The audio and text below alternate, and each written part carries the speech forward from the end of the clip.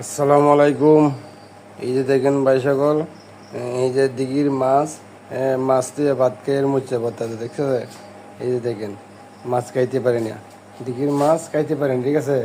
এই যে দেখেন, মাছ তো মুচ্ছে ভর্তা, আলুর ভর্তা দিয়ে ভাত খাই, ঠিক আছে? আমরা জীবনটাও প্রবাসী জীবন থেকে কষ্ট কম না, ঠিক আছে?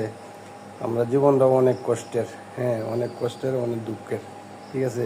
জীবনটা বড় কষ্টের, বড় দুঃখের, ঠিক আছে? এই যে দেখেন, এই যে জিন্দা মাছ, হ্যাঁ মাছ তুলছি।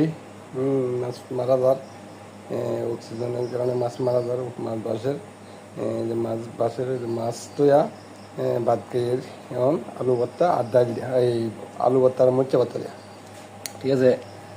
এই যে আমরা দুঃখের কষ্টের কাহিনী, এটা হলো দুঃখের কষ্টের কাহিনী আমরা, ঠিক আছে? আমরা বিদেশি, এই যে প্রবাসী যারা থাকে, প্রবাসীরা লান, আমি গরু জীবনটাই প্রবাসীর লান, ঠিক আছে?